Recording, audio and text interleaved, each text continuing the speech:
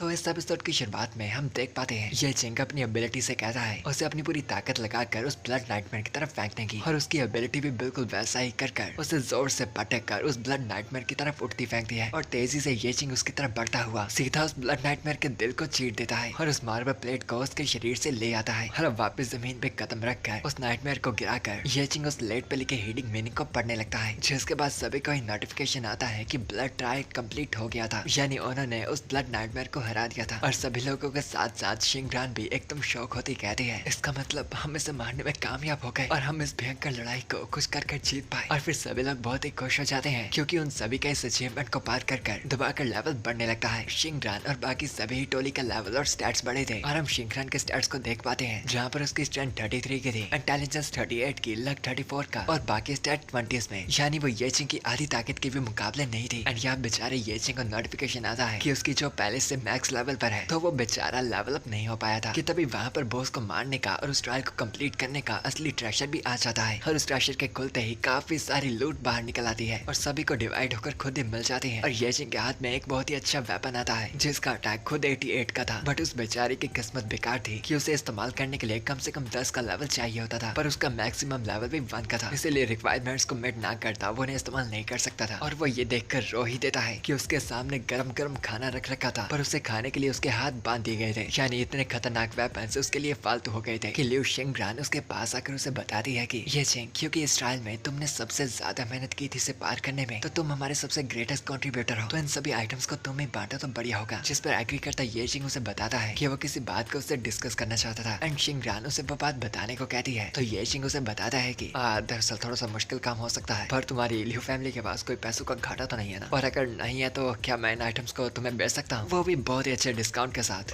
क्या कहती हो, मैं तुम्हें 500 मैजिक क्रिस्टल का दाव देता हूँ। जिस पर शिंगरान भी मना नहीं करती और बताती है कि उसे ये सब तो चलेगा, पर प्रॉब्लम क्या थी कि ये चिंग उसे एक और बात बताता है कि जब वो वहाँ से बाहर जाए तो प्लीज तो ऐसे नाटक करे कि ये चिंग नाम का बंदा वहाँ पर आया नहीं था और इस बेस को पार करने वाली और कोई नहीं बल्कि वही थी, जिस बात से किसी को भी उस पर शक नहीं होगा। पर मामला पानी कुछ ना समझ पाती शिंगरान बस इस बात पर एग्री कर जाती है और ये चिंग उन्हें ये बताकर चला जाता है, हाँ तुम लोग अभी बाहर निकल सकते हो, मैं बाद में चुपके से निकल आऊंगा। एंड यहाँ गेट के बाहर हम देख पाते हैं लिu फैमिली के इकट्ठे हुए गए गार्ड्स को जो सभी अपनी यंग मिस की सुरक्षा के लिए आ रखे थे। हेडक्वार्टर्स को कांटेक्ट कर दो और उन्हें रेस्क्यू टीम भेजने के लिए तैयार कर दो, लगता है कि यंग मिस कुछ खतरे में है। पर उससे पहले वो गेट से बाहर आते कुछ लोगों को देख पाते हैं जिन्हें लीड करने वाली और कोई नहीं बल्कि शिंगरान थी, और वो सभी को बताती है कि चिंता करने की कोई बात नहीं है और अंदर जाने की भी नहीं, क्योंकि उन्होंने पहले ही सारा मामला पानी निपटा दिया था। और उसके गार्ड्स तो ये देखकर बहुत ही खुश थे और उसकी तारीफें करते वो बहुत ही ज्यादा इमोशनल हो जाते हैं कि उनकी यंग मिस एक अबेस को खुद पार कराई थी और वो भी इतनी खतरनाक अबेस को। एंड जिस बात पर शिंगरान भी बिल्कुल ऐसे एक्ट करती है कि जैसे उसके साथ कोई मदद करने वाला था ही नहीं, जैसा उसे ये चिंग ने बताया था। पर अंदर ही अंदर वो सोच रही थी ये लड़का भी ना आखिर ये चाहता क्या है, क्या ये मुझे अपने एहसान में डालने की कोशिश तो नहीं करा। पर अंदर ही अंदर वो जानती थी कि वो इस तरह का इंसान नहीं था। एंड अब वाइफू को छोड़कर अब हम आते हैं ये चिंग की तरफ जो कि उसी ब्लड नाइटमेयर की स्लेट के पास बैठा हुआ था। एंड ये पोस्ट और सिचुएशन आपको कईयों से सिमिलर नहीं लगती। एंड हम देख पाते हैं कि दरअसल उस स्लेट के अंदर उस ब्लड नाइटमेयर का छोटा सा पार्टिकल अभी तक जिंदा था एंड ये चिंग उसको भी पीछे ना छोड़कर उसका भी इस्तेमाल करना चाहता था और उसकी तरफ हाथ बढ़ा था। वो उसे कहता है तुम तो अब कीड़े की तरह काफी कमजोर हो चुके हो, पर मुझे पता है कि तुम इस तरह मरना नहीं चाहते, तो इससे अच्छा मेरी ताकत बन जाओ, क्या ख्याल है। और फिर वो अपनी रिसाइकलिंग एबिलिटी से उस ब्लड नाइटमेयर को रिसाइकल करना चालू हो जाता है, जिस चीज में थोड़ा टाइम लगता है पर फिर भी वो उसे रिसाइकल करने में कामयाब हो जाता है और उसे रिसाइकल कर उसे एक एबिलिटी मिलती है जो कि थी नाइटमेयर बॉडी, जो लाइफ एसेंस को खींचकर नाइटमेयर क्लोन को समॉन करती थी और थोड़ी सी ब्लड नाइटमेयर से सिमिलर सी पावर्स देती थी। और ये चिंग इतना तो जान गया था कि भविष्य में जाकर ये एबिलिटी उसका बहुत ही साथ देने वाली थी एंड एक ऐसी स्किल होगी जिसके बारे में कभी भी किसी ने नहीं सोचा होगा। और वो खुश होता वहाँ से निकलता कहता है तो होने वाली भविष्य की लड़ाइयों में मेरे नए साथ है तो मेरा पूरा साथ देने वाले हो। एंड फिर हम उसे मार्केट में एक शॉप में बैठा हुआ देखते हैं और वो अपनी सिस्टम विंडो पे चेक कर रहा था कि उसके पास क्या क्या चीजें अवेलेबल है। एंड दरअसल उसने सभी हायर लेवल रिक्वायरमेंट्स वाले वेपन को लिu शिंगरान को बेच दिया था। और वैसे भी एक बार फिर से सोचा जाए अगर उसके जैसे लेवल 1 के पास हायर लेवल के वेपन्स होते, लोगों के साथ साथ सुपरवाइजर्स का भी उसके ऊपर ध्यान चला जाता जो कि बस उसकी मुश्किलों में ऐड होना था। तो उन फ्लैशी वेपन से अच्छा ये ट्रैश वेपन है जिनके साथ किसी को उस पर शक तो नहीं होगा, और चाहे वो इन फालतू वेपन्स को बेच भी थे कोई इस पर शक नहीं करेगा। पर आखिर इन ट्रैश वेपन्स को खरीदेगा ही कौन कि तब इस सिस्टम के अंदर वेपन्स एरिया पर उसका हाथ रिसाइकेबल्स पर बढ़ जाता है और उसकी एबिलिटी एक वेपन को रिसाइकल कर देती है, जिस वेपन को रिसाइकल कर उसे एक बेसिक पॉइंट मिलता है। और ये चिंग हैरान हो जाता है ये देख कर कि उसने उस वेपन को डिकम्पोज कर दिया था। और फिर वो उस चीज के ट्यूटोरियल पढ़ता है जहाँ पर रिसाइकलिंग प्रोसेस के बारे में बताया गया था, जहाँ पर सामान को तोड़कर पिघला कर और अलग कर मटेरियल्स में बांट दिया जाता है जिसे बाद में रिसाइकल कर पाए। और बेसिक पॉइंट एक यूनिवर्सल सब्सटेंस था जिसे फालतू सामान को पिघला कर निकाल दिया जाता था। और उस बेसिक यानी बीपी पॉइंट के साथ तुम बाकी आइटम को रिपेयर या फिर अपग्रेड कर सकते थे और या तो कोई और नई आइटम भी बना सकते थे। यानी ये चिंगन फालतू कचरों को पिघला कर ये सारी चीजें भी कर सकता था। और फिर उसे एक टास्क मिलता है जहाँ पर उसे कोई भी नॉर्मल डैगर को रिपेयर करना था। और इनके मारने से चलता हुआ वो भी एक डैगर को बाहर निकालता है जिसकी ड्यूरेबिलिटी 33 में से अब 0 हो चुकी थी और वो उसे जल्दी वैसे भी फेंकने वाला था। और ट्यूटोरियल के मानने से इस वेपन को रिपेयर करने के लिए 5 बीपी कॉस्ट करेगी, जो पाने के लिए वो 4 कुछ और आइटम को पिघला देता है। और फिर जब उस डैगर को रिपेयर करता है तो वो पाता है कि उसका वेपन तो रिपेयर हो ही चुका था, पर साथ ही साथ उसका अटैक भी थोड़ा सा बढ़ गया था। यानी जब तक ये वेपन्स टूट कर वापस रिपेयर होते रहे, ये वेपन्स भी बस लगातार शक्तिशाली होते रहेंगे। और ये जानकर ये चिंग भी खुश हो जाता है कि फालतू हथियार भी पहले से ज्यादा शक्तिशाली बन सकते हैं। और ट्यूटोरियल कंप्लीट करने के लिए उसे 2 रिवॉर्ड्स के ऑप्शन आते हैं, जिनमें से एक माना रिकवर पोर्शन का ब्लूप्रिंट था और दूसरा एट्रीब्यूट बढ़ाने के लिए 2 पॉइंट्स। एंड ऑब्वियसली ये चिंग पोर्शन के ब्लूप्रिंट को चूज करता है क्योंकि एट्रीब्यूट बढ़ाना अभी उसके लिए कोई प्रॉब्लम नहीं थी। पर जब वो अबेस के अंदर जाता था मुश्किलें हमेशा अलग से होती थी। और अबेस के अंदर जाकर ज्यादातर लोग बॉस के पास पहुंचने से पहले ही जल्दी अपनी एमपी को कम कर देते थे और ये पोर्शन उसकी मैजिक वैल्यू वापस लाने में काफी मदद करेगा। कि तभी ये चिंग को नोटिफिकेशन आता है कि उसने कन्वीनियंट मैजिकल पोर्शन का फॉर्मूला पा लिया था और उसे इस्तेमाल करने के लिए उसके 6 बेसिक पॉइंट लगेंगे और एक कोई भी रैंडम कंटेनर।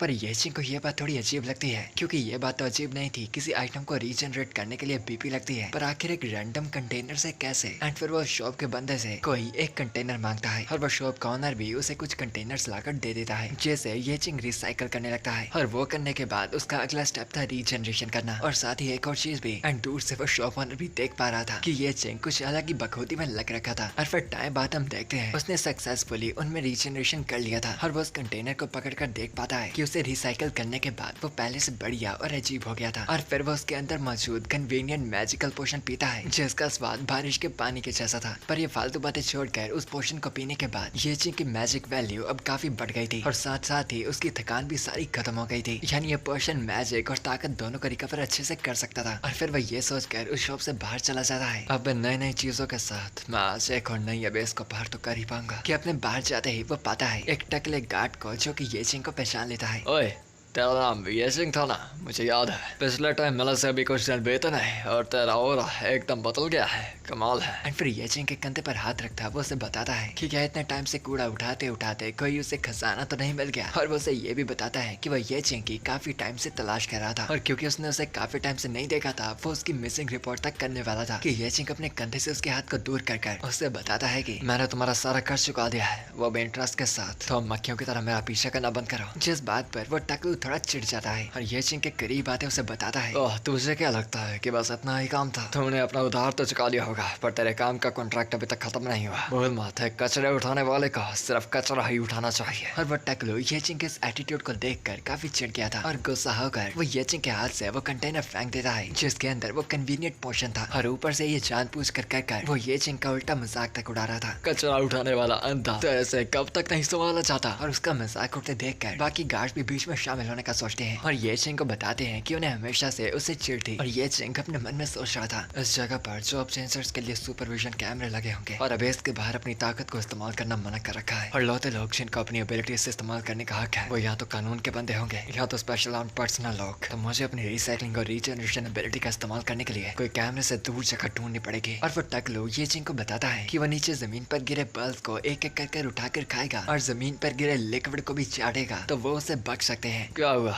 तुम पहले भी तो कचरा ही उठाते थे, तो तुम्हें एक स्वादिष्ट कचरा उठाने का अच्छा चांस मिल रहा है। पर ये चिंग साफ साफ इस बात से मना कर देता है। जिस एटीट्यूड से और भी चिढ़कर वो टकलू अपनी पूरी ताकत से उसे मुक्का मारने वाला था कि तभी अपने सामने आता किसी को देखकर डर जाता है और एक ही जगह जम जाता है और हम उसके सामने एक बंदे को देखते हैं जिसका नाम रोड्रिगो काइसर था और वो एक एस रैंक के हंटिंग ग्रुप ब्लड ओथ से था, यानी वो एक शक्तिशाली जॉब चेंजर था। और वो उस टकलू को पकड़कर पूछता है कि क्या उसने इनफ लोगों को इकट्ठा कर लिया था, जिस बात पर वो टकलू थोड़ा घबराता बताता है कि उन्होंने काफी लोगों को इकट्ठा कर लिया है, पर उन्हें अब सिर्फ एक बंदे का घाटा पड़ रहा था। जिस बात से गुस्सा आकर काइसर पूछता है, एक बार फिर से पूछूंगा, आखिरी बंदा कहाँ है? कि तभी वो अपने पीछे ये चिंग को नोटिस करता है और उसे बताता है कि उसने उसे हायर कर लिया है, जो बात लिटरली काफी अजीब थी क्योंकि वो ये चिंग को जानता तक नहीं था। और टकलू बताता है कि ये चिंग का काम सिर्फ कूड़ा उठाना है, तो आखिर ये उनके कैसे काम आएगा। और वो टकलू से बता रहा था कि काइसर को एक ऐसा बंदा ढूंढना चाहिए जो उनकी थोड़ी मदद भी कर सके और थोड़े मॉन्स्टर्स को संभाल भी पाए। और वो बताता है कि वो भी फटाफट जाकर एक बंदा ढूंढ लाएगा। कि काइसर उसे साफ बताता है, जब हम रेड मून स्टेट के अंदर बेस के अंदर एंटर करेंगे, सारे के सारे मॉन्स्टर सच से ज्यादा खूंखार हो जाएंगे और मुझे कुछ ऐसे बंदे चाहिए जिससे हम कैनन फोल्डर की तरह इस्तेमाल कर पाए। और ताकत के मामले में हमें चिंता करने की जरूरत नहीं। और ये चिंग ने भी इस रेड मून के बारे में सुन रखा था कि रेड मून स्टेट के अंदर अबेस के सभी मॉन्स्टर्स बरसक स्टेट में चले जाते हैं और एकदम बेकाबू हो जाते हैं। और अबेस के अंदर रेयर मॉन्स्टर्स भी वापस जिंदा हो जाते हैं, लेकिन उन मॉन्स्टर्स को मारने के बाद जो रिवॉर्ड्स मिलते हैं वो भी डबल हो जाते हैं। और मैजिक क्रिस्टल्स की क्वालिटी भी काफी प्योर हो जाती है। ये चिंग ये सुनने के बावजूद भी कि वो उसे कैनन फोल्डर की तरह इस्तेमाल करने की कह रहा था, वो रेड गेट अबेस के अंदर जाने से मान जाता है। जो बात देखकर काइसर भी ये चिंग की हिम्मत से इम्प्रेस था और टकलू को लग रहा था कि ये चिंग बस मरने जा रहा है। और अब रेड गेट के अंदर जाने वाले बाकी मेंबर्स भी वहाँ पर पहुंच जाते हैं। कि बाकी मेंबर को देखने के लिए जब ये चिंग पीछे मुड़ता है, वो पाता है डरे हुए लाओ चैन को, जो बिल्कुल शौक हुआ कह रहा था, तू आखिर तू यहाँ पर क्या करा? और उससे पहले लाओ चान ये चिंग का सच सबके सामने करता, वो तेजी से लाओ चान की तरफ बढ़कर उसका मुंह कसकर पकड़कर बंद कर देता है और उसे चुप रहने को कहकर उसे तेजी से घसीट कर वहाँ से कोने में ले चलता है। और फिर लाओ चान ये चिंग से पूछता है कि वो आखिर यहाँ पर क्या कर रहा है। कि ये चिंग उसे बताता है कि अगर उस टाइम पर वो सभी की ताकत को बोरो नहीं करता, वो सभी ही उस बेस गेट में मारे जाते और उसी की बदौलत आज लाओ चान जिंदा बच पाया था, जिसका उसे शुक्रगुजार होना चाहिए। कि तभी उनकी बातों के बीच में काइसर भी आ जाता है। ये चिंग से पूछता है कि क्या वो एक दोनों को जानते हैं, जिस बात पर ये चिंग साफ साफ मना कर देता है और बताता है कि ये बस एक मिसअंडरस्टैंडिंग थी। जो बात सुनकर काइसर भी ये कहता चला जाता है कि आखिर जिस बंदे ने अपने खुद के टीममेट्स को मार दिया उसका कहां से एक दोस्त हो सकता है। कि ये चिंग फिर लाओ चैन से पूछता है कि वो उस गेट से बाहर कैसे निकला, जिस पर वो बताता है कि कमेट पहले उसे 15 साल बंद करने वाली थी, पर उसने अपने सारे सामान और दौलत शोहरत को बेचकर मिलियंस का फाइन भरकर अपने आप को आजाद करवाया। और अब उसका सारा कसूर ये चिंग पर डालता है कि उसकी वजह से वो गरीब भी हो गया था और उसके लेवल भी रीसेट हो चुके थे और अब उसे भी कैनन फोल्डर की तरह शुरुआत से शुरू करना था। और वह ये चिंग को धमकी देता है कि अगर उसने उसके लेवल वापस नहीं किए तो वो उसकी रिपोर्ट कमिट में कर देगा। जिस बात पर ये चिंग उसे साफ करता है कि अगर लाओ चान ने उसके बारे में एक भी शब्द किसी को बता दिया तो वह सच में उसके टुकड़े कर रिसाइकल कर देगा। और यहाँ पर सीन स्किप होता है सी सिटी के सबवे की तरफ और वह सभी लोग रेड गेट की एंट्रेंस की तरफ बढ़ रहे थे और हम वहाँ पर लेवल 3 के बाद जोतोंग से मिलते हैं, जो उसके जैसे बाकी कैनन फोल्डर्स का खुशी से स्वागत करता है और उन सभी से उनकी जॉब पूछता है। एंड लाओ चान एंड ये चिंग दोनों अपनी अपनी जॉब्स बताते हैं, एक लेवल 1 का मेज और एक स्कैवेंजर। जो सुनकर जोतोंग ये चिंग को कंसोल करता बताने लगता है, मेरे भाई कोई बात नहीं, हम सब यहाँ पर कचरा हैं, तो हम लोगों को अपने आप से दोस्ती कर मजे करने चाहिए। आखिरकार हम यहाँ पर अपनी जिंदगी दांव पर लगा रहे हैं पैसों के लिए, तो जब तक जिंदगी चल रही है तो मजे करो। एंड ये चिंग को अभी तक का ये सबसे अजीब बंदा लगा था, जो ये चिंग को उनकी टीम के बाकी दो कैनन फोल्डर से भी इंट्रोड्यूस करवाता है। और एक था लेवल 2 का ही लड़ लाओ जो और दूसरा लेवल 3 का वॉरियर लाओ जियांग। और वो बात बताता है कि क्योंकि वो लेवल 3 का था वो उन कैनन फोल्डर टीम का लीडर बन सकता था, जिससे बाकी भी मान जाते हैं। एंड बाकी यहाँ पर काइसर अपनी ऑफिशियल टीम के साथ उनको बताता है कि ब्लड डॉट के 6 मेन मेंबर के साथ साथ उन्हें इस टर्न में 5 टेम्पररी मेंबर्स ज्वाइन करने वाले हैं। एंड वो बाकी हाई रैंक के जॉब चेंजर्स भी ये बात सुनकर उन सभी कैनन फोल्डर्स का बस मजाक उड़ा रहे थे। एंड फिर रेड गेट की को निकालता वो बताता है कि ये बेस एक भूल भुलैया की तरह थी, जहाँ पर हर एक कमरे में काफी सारे ट्रैप्स बिछाए रखे हैं और उन कैनन फोल्डर्स का काम था बॉस के कमरे का पैसेज ढूंढना और जितनी जल्दी हो सके उस इन्फॉर्मेशन को लाकर वापस देना, ताकि फिर मेन टीम वहाँ तक जा पाए। और फिर बस रेड गेट का दरवाजा खोलता बताता है, मुझे तुम सबसे ही लड़ने की बिल्कुल उम्मीद नहीं है। अगर तुम्हारा सामना किसी मॉन्स्टर से होता है तो बस चुपचाप भाग जाओ। अगर तुम्हें पैसे का हिस्सा चाहिए तो तुम सभी में से किसी एक को तो जिंदा लौटना होगा, और अगर कोई एक भी जिंदा आ गया तो सभी के सारे रिवॉर्ड्स उसे मिल जाएंगे। एंड वो वॉरियर वाला कैनन फोल्डर उस मेज वाले बंदे लाजू से पूछता है कि उसकी तबीयत ठीक तो है ना, जिस बात पर लाजू बताता है कि यहाँ पर अब तबीयत का सोचने का सवाल नहीं है, क्योंकि घर पर उसकी 4 बेटियां इंतजार कर रही थी। और वो वॉरियर वाला कैनन फोल्डर भी बताता है कि उसकी वाइफ काफी ज्यादा बीमार थी और उसे बहुत ही मदद की जरूरत थी, इसलिए वो अपनी जिंदगी को दांव पे लगा रहा था। और वो सभी अपनी जिंदगी का रिस्क लेकर उस गेट के अंदर निकल पड़ते हैं। एंड वो दोनों ही कैनन फोल्डर्स नोटिस करते हैं कि ये चिंग एक नया बंदा लग रहा था, पर फिर भी अजीब बात थी, वो बंदा उनसे काफी ज्यादा एक्साइटेड था इस गेट के अंदर जाने के लिए, जबकि बस अंदर मौत उनका इंतजार कर रही थी। और फिर वो सभी कैनन फोल्डर्स गेट के अंदर आ जाते हैं। एंड फिर आगे थोड़ा और चलने के बाद जोतोंग उन्हें बताता है कि ये बात काफी अजीब थी कि इतना चलने के बावजूद भी उन्हें कोई भी मॉन्स्टर नहीं मिला था। पर बाकी लोग ये भी नोटिस करते हैं कि वो जगह काफी ज्यादा ठंडी हो रही थी, जैसे कि बस टेम्परेचर धीरे धीरे करके कम हो रहा था। और ठंड में झूलते हुए जोतोंग उन्हें लीड करता ले जाने लगता है कि तभी गलती से उसका पैर एक ट्रैप में पड़ जाता है और और उसके ऊपर से ये कैक्स आकर उसका सर धड़ से अलग करने ही वाली थी कि ये चिंग उसे पत्थर मारकर उसे रास्ते से दूर कर देता है। और जोतोंग को पता तक नहीं था कि अभी उसे कैक्स मारने वाली थी। जो हरकतों को देखकर ये चिंग को समझ नहीं आ रहा था आखिर इस तरह का लोफर बंदा अभी तक जिंदा कैसे बच रखा था कि अपने आप को बचा पाकर जोतोंग बताता है कि उसके मारने से उसका लग काफी ज्यादा है, इसलिए वो इन चीजों से बच जाता था। पर ये चिंग देख पा रहा था उस बंदे का लग सिर्फ एक का था, यानी देखा जाए लग से ज्यादा वो बेचारा अनलकी था। और वो फिर से बखूदी करता आगे बढ़ने लगता है कि उसका पैर एक और ट्रैप पर पड़ जाता है और ऊपर से कई सारे ककून्स गिर जाते हैं जो कि थोड़े थोड़े हिल रहे थे कि तभी उन ककून्स को फाड़ कर उसके अंदर के मॉन्स्टर्स भी बाहर निकल आते हैं। और अब वहाँ पर पाते हैं बहुत से डिमोनिक स्पाइडर्स को जो सभी लेवल 5 के थे। और अब वो सभी मॉन्स्टर स्पाइडर्स जोतोंग के पीछे पड़ जाते हैं और उनसे घबराए जोतोंग उनसे बचकर भागने लगता है कि लाओशन भी अपने फायर मैजिक का इस्तेमाल कर उनसे लड़ रहा था। पर उसके हमलों का उन पर कुछ भी ज्यादा असर नहीं हो रहा था क्योंकि उनके सामने एलीट मॉन्स्टर्स थे। और फिर वही लेवल 3 का वॉरियर उनसे लड़ने आगे को बढ़ता है और उनका पूरी मेहनत से सामना करने की कोशिश करता है कि यहाँ पर एक स्पाइडर मॉन्स्टर ये चिंग की तरफ बढ़कर उसके पैर को काट लेता है। पर क्योंकि उस मॉन्स्टर का लेवल ये चिंग से काफी कम था, उसका ये चिंग पर 0 डैमेज आता है और अपना हल्का सा पैर हिलाकर ये चिंग उस एलीट स्पाइडर का सर धड़ से अलग कर देता है। जो देखकर लाओशन भी चिढ़ता कहता है ये हरामी इतना ज्यादा एटीट्यूड में है जबकि इसने बस ये स्किल को चोरी किया है। कि यहाँ हम देखते हैं ये चिंग उस स्पाइडर मॉन्स्टर की लाश को स्कैन कर रहा था उसे रिसाइकल करने के लिए, और स्कैन के कामयाब होने पर वो उसे रिसाइकल कर देता है और एक एट्रीब्यूट पॉइंट के साथ साथ उसे उस मॉन्स्टर का एबिलिटी कार्ड मिलता है जो था क्वेंचिंग पॉइजन। और जब ये चिंग अपने हथियार से किसी को मारेगा उसके साथ ही पॉइजन वर्क करेगा और उसके साथ ही वेपन का ही 60% और डैमेज डील करेगा। और अगर अटैक क्रिटिकल हिट में आता है तो टोटल डैमेज 120% से भी ज्यादा बढ़ जाएगा। और ये एबिलिटी ब्लेड टाइप और वैम्पायर टाइप्स में आती थी। और ये चिंग के सामने अब एक और ऑप्शन आया था कि वो इन एबिलिटी कार्ड्स को सिर्फ लाशों को रिसाइकल कर ही नहीं बल्कि एक नए कार्ड को कुछ कार्ड्स को फ्यूज कर भी बना सकता था। और इस तरह के कार्ड्स एपियोपन को भी शक्तिशाली कर सकते थे। और ये चिंग को वेला देखकर वो लेवल 3 का वॉरियर उसे उसकी मदद करने को कहता है क्योंकि वो एकदम फंस रखा था। और ये चिंग भी उस क्वेंचिंग पॉइजन स्किल का इस्तेमाल यहाँ पर करने की सोचता है जिससे अब उसका डैगर भी जहरीला हो गया था। एंड यहाँ पर जोतोंग तो बस बचकर भाग रहा था और उसे अपने आप पर थोड़ा गुस्सा भी आ रहा था कि वो इस टीम का हाईएस्ट लेवल का बाग था। पर वो बाकियों को ये बताने से डर रहा था कि उसके पास कोई लड़ने की एबिलिटी नहीं थी बल्कि सिर्फ बफ देने की थी। एंड वो बार उस स्पाइडर के हमलों से बच पाता है वरना बफ देने से पहले वो डी बफ हो जाता। और फिर वो सिचुएशन के अंदर अपनी पूरी मेहनत कर सभी को बफ देने के लिए अपनी एबिलिटी का इस्तेमाल करता है। एंड अजीब बात थी कि उसे बफ देने के लिए भी कुछ अजीब अजीब से गाने पड़ रहे थे। और ये चिंग को बिल्कुल समझ नहीं आ रहा था कि बनता स्पाइडर मॉन्स्टर को अपने गाने सुना रहा था कि तभी बफ के पूरे होने पर एक मैसेज आता है कि उसने अपने टारगेट की ताकत को बढ़ा दिया था बट उसने अपने टीममेट्स को नहीं बल्कि गलती से उन स्पाइडर मॉन्स्टर्स को ही बफ दे दिया था। और आज बेचारे को महसूस होता है कि उस बेचारे की किस्मत बहुत ही ज्यादा बदतर थी और वो स्पाइडर मॉन्स्टर उससे कैचअप ही होने वाला था और उसे मारने के लिए वो उसके ऊपर कूद भी पड़ता है कि तभी ये चिंग बहुत ही ज्यादा स्पीड से आकर अपने एक ही वार से उस स्पाइडर मॉन्स्टर के चिथड़े कर देता है। एंड फिर हम देख पाते हैं कि उन सभी मॉन्स्टर्स की ताकत अब बस बहुत ही ज्यादा हो गई थी और वो बाकियों को मारने के लिए भी बस तेजी से बढ़ रहे थे। जो देखता लेवल 3 का वॉरियर सभी को रिट्रीट करने को कहता है पर वो स्पाइडर मॉन्स्टर्स उनके पहले ही काफी करीब पहुंच चुके थे। एंड एक तो आकर लाओशन को समय से पहले मारने ही वाला था पर उससे पहले ही ये चिंग अपनी डैश एबिलिटी के साथ तेजी से उस मॉन्स्टर की तरफ जा उसके टुकड़े टुकड़े कर देता है और कोई देख तक नहीं पाता कि ये किसने किया था। और फिर से तेजी से बढ़कर बाकी मॉन्स्टर्स को भी वो काट देता है और मिनटों में बाकी हंटर्स के पीछे आग खड़ा हो जाता है जैसे सारे मामले पानी में उसका कोई रोल ही नहीं था। और बाकियों को लगने लगता है कि ये करने वाला वो लेवल 3 का बाडी होगा और वो दोनों ही मिलकर उसकी तारीफ करने लगते हैं। जहाँ पीछे खड़ा येतियन सोच रहा था एंड डेमन स्पाइडर्स के पास पॉइजन रेजिस्टेंस है जिनके ऊपर मेरा पॉइजन का वार ज्यादा फर्क नहीं करा, तभी सोचूं ये क्वेंचिंग पोशन स्किल मुझे डेमन स्पाइडर को रिसाइकल कर ही क्यों मिली है। एंड यहाँ हम देखते हैं कि जोतोंग खुद सोच रहा था मैंने इन्हें कैसे मार दिया मुझे कुछ समझ नहीं आ रहा, मैंने तो बस बफ एक्टिवेट किया था ताकि मैं अपने पैरों पर खड़ा हो पाऊं। एंड यहाँ ये चिंग बाकी मॉन्स्टर की तरफ देख सोच रहा था कि इस अबेस के मॉन्स्टर्स के पास कुछ तरह की इंटेलिजेंस तो थी और अगर उन्हें अपना दुश्मन बहुत ही ज्यादा शक्तिशाली लगा वो हमला करने की ना ही सोचेंगे। एंड हम देख भी पाते हैं कि वो मॉन्स्टर ये चिंग की तरफ देखकर थोड़ा घबरा रहे थे एंड ये चिंग भी समझ जाता है कि ये साले मॉन्स्टर तो फट्टू निकले एंड यहाँ से प्रोबेबली तुम दबाकर दौड़ जाएंगे। एंड ऐसा ही होता है। ये चिंग के ऑरा को महसूस कर वो मॉन्स्टर्स कांपने लगते हैं एंड वहाँ से रिट्रीट कर निकल लेते हैं। एंड लाओशन और बाकियों को समझ नहीं आ रहा था कि आखिर ये मामला पानी क्या था कि वो मॉन्स्टर्स वहाँ से भाग रहे थे। पर बाकियों को तो अभी से डर लगने लगा था कि स्टार्टिंग के मॉन्स्टर ही इतने शक्तिशाली थे तो आखिर आगे उनका किससे जाकर सामना होगा। एंड यहाँ पर ये चिंग को अपन डीमो स्पाइडर्स को रिसाइकल कर टोटल उनके 27 एबिलिटी कार्ड मिल चुके थे, यानी अब वो बार बार एक ही तरह के मॉन्स्टर्स को मारकर उन्हें रिसाइकल कर बार बार सेम तरह के कार्ड्स ले सकता था और वो उनमें से एक स्पेयर कार्ड रखने का डिसाइड करता है और बाकियों को बेसिक पॉइंट यानी बीपी में कन्वर्ट कर देता है और ऐसा करने पर उसे टोटल 54 की बीपी प्राप्त होती है। एंड यहाँ बार्ड सभी को बताता है कि क्योंकि मॉन्स्टर्स ने यहाँ से निकल लिया था तो उन्हें भी फटाफट आगे बढ़ना चाहिए। और चलते चलते वो एक लाइन कहता है जो सुनकर ये चिंग को उसे थप्पड़ मारने का मन कर रहा था। देखो साथियों, हमें हमारे मिशन मिशन में और भी कहीं आगे जाना है तो हमें आगे बिल्कुल ही ध्यान से बढ़ना है और कुछ भी होकर किसी और तरह के ट्रैप को ट्रिगर नहीं करना। हिम्मत देख रहे हैं उसकी ये बात कहने की। एनीवेज चलते चलते ये चिंग की नजर पड़ती है कि उनके रास्ते के दूसरी तरफ ही वहाँ पर एक हिडन बर्सक एरिया था और ये सब कुछ रेड मून की वजह से था, जिसके बदौलत इस डंजन के अंदर भी काफी सारी ब्रांचेस बन रही थी। एंड ये चिंग को उस गेट के अंदर जाने का काफी मन कर रहा था एंड वो पहले बाकी को थोड़ा आगे जाने देकर अपने ब्लड नाइटमेयर को समोन करता है, जो कि सीधा आकर ये चिंग की शेप ले लेता है, जो कि ब्लड नाइटमेयर्स का नॉर्मल काम होता था, नकल करना। एंड फिर ये चिंग उस ब्लड नाइटमेयर को बाकियों के साथ जाने को कहता है और तब तक वो इस बर्सक डोर से होकर आएगा। एंड फिर वो बार पीछे मुड़कर देखता है कि नकली ये चिंग भागा भागा उनकी तरफ आ रहा था, जिससे वो जल्दी उनके साथ आने को कहता है, वरना उन्हें पता तक नहीं लगेगा कि उसे कौन मार गया। और यहाँ पर एक तरफ ये चिंग उस बर्सक डोर के अंदर एंटर कर भी गया था एंड दूसरी तरफ बाहर निकल कर वो एक अजीब और केव टाइप के एरिया पर पहुंच गया था, जिस केव से थोड़े टाइम में ही वो बाहर आ जाता है। और उसके बाहर आते ही एक विशाल डीमन स्पाइडर उसके ऊपर से ही आकर उसे चुपके से सरप्राइज अटैक कर मारने वाला था, पर ये चिंग बार बार अपनी डैश एबिलिटी का इस्तेमाल